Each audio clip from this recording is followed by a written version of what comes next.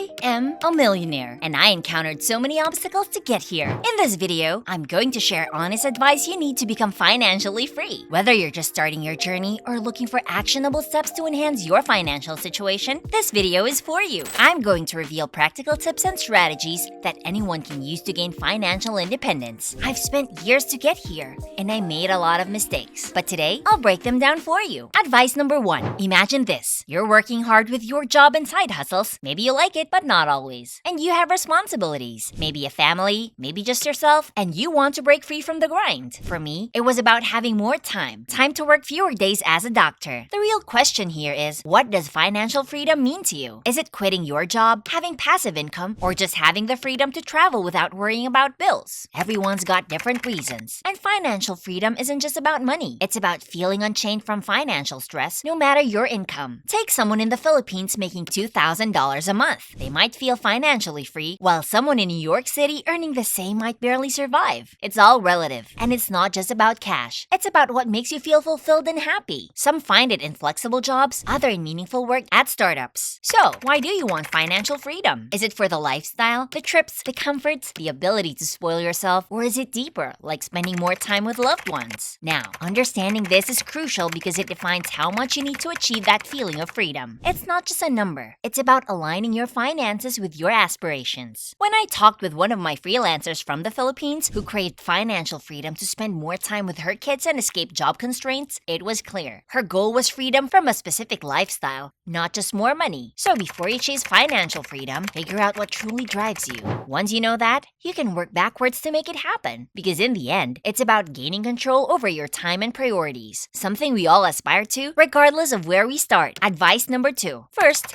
let me ask you, what's your net worth goal? The one that makes you feel financially free. How much money per month would make you feel like you've made it? Pause this video and think about it. For me, it was $5,000 a month in passive income. That's $60,000 a year, which seemed like the same amount of an average employee salary in the US. But here's the thing. As you get closer to that number, it'll probably change, and that's perfectly fine. Once you hit your financial goals, you'll need a place to invest your money. That's where Trading 212 comes in. It's an app I use for commission-free investing in stocks and shares. They've got a new feature that gives you 1% cashback on every deposit into your ISA. Plus, their free debit card integrates with your Trading 212 account, earning interest on your cash in 13 currencies with no hidden fees. Feel free to choose the app that you trust. Now, imagine you set your goal at $5,000 a month in passive income. Along the way, you'll gain new skills and evolve into a new person. As you reach that $5,000 mark, you might realize you now want $10,000, $20,000, or even $100,000 a month. It's less about the money and more about who you become in the process. My friend Cece had a big goal.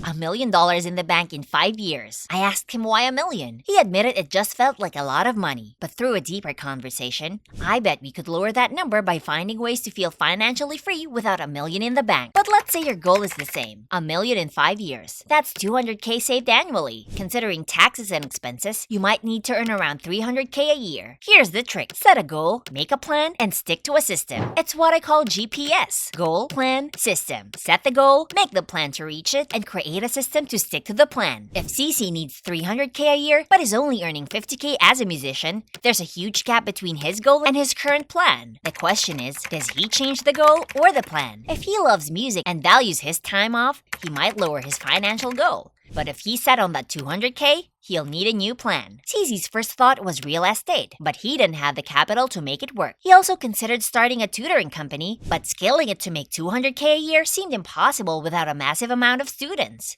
He needed a better plan. Here's where many people struggle. They have a goal but no idea how to get there. If you can't list 10 viable paths to your goal, you have a knowledge problem. You need to learn more about potential paths to financial freedom. So, what are your options? If CC wanted to earn $300,000 a year, he might need to consider starting a business. A tutoring company wasn't viable, but what about something else? He thought of teaching an online course about safeguarding, but that market was too small. CC needed to brainstorm more ideas. This is a common issue. Having a broad goal goal but no clear path. Watching shows like Dragon's Den or The Apprentice isn't enough. Real, actionable knowledge about entrepreneurship is crucial. But once you have your goal and understand the possible paths, pick one with the best chance of success and test it. If you can't name those paths, start learning. Read books, take courses, and talk to successful people in the field you're interested in. Financial freedom starts with knowledge. So, what's your plan? If your goal and current plan don't align, decide to change. Remember, it's okay to adjust your goals. If you realize your initial goal was unrealistic or not what you truly wanted, shifting focus can save you time and energy. Advice number 3. Imagine someone wants to become a chemist without studying chemistry. No experience or knowledge. It sounds crazy, right? You have to learn, get the right skills, and put in the effort before you can practice. Making money in entrepreneurship is the same. It's a skill you need to learn and practice. You wouldn't even skip a semester to become a chemist. So why do it for becoming financially free? Going back to CC, I told him that, and it was like a light bulb went off. He realized he needed to start learning. I gave him a list of books and podcasts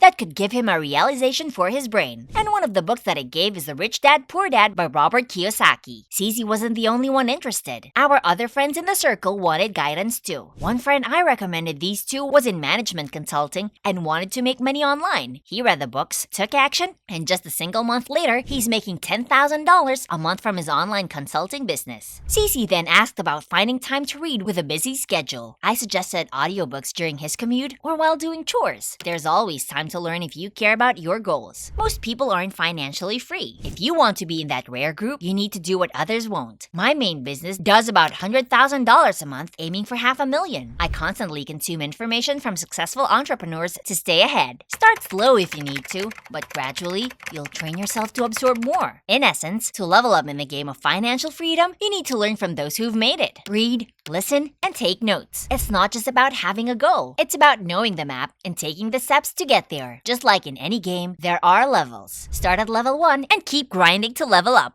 Advice number 4. Stop wasting time. Think of yourself as an entrepreneur like an athlete. Athletes don't just perform on the field. Their success also comes from what they do off the field. They maintain their health, nurture relationships, and make time for hobbies and relaxation. As an entrepreneur, you should do the same. Taking care of your health is crucial. There's a saying that no one who wakes up at 5 a.m. and works out is a loser. It's not difficult to wake up 30 minutes early for a run or an hour early for a workout. The energy you gain from exercising can be applied to your work, your business, and your personal life. It's much better to be energetic than sluggish. And if you're juggling a day job and trying to be an entrepreneur, don't waste your time. Would an athlete waste precious time on TV or social media? Probably not. Instead, they would invest that time into improving their skills. If you aim for financial freedom, you can't spend hours watching TV or scrolling through social media. Extraordinary goals require extraordinary efforts. If you're serious about achieving financial freedom, evaluate how much time you're wasting. Advice number 5. Look at your closest friends. Do they help you achieve your goals or hold you back? You don't need to cut out friends, but find ways to surround yourself with people who share similar ambitions. If you spend time with people focused on making money, you'll be nudged in that direction too. For example, if you hang out with gym bros, you'll likely get fit. Find groups online or host entrepreneur dinners. Your content diet also matters. Consume content about entrepreneurship daily, and you'll naturally pick up the skills and mindset needed. The journey to financial freedom is long but amazing.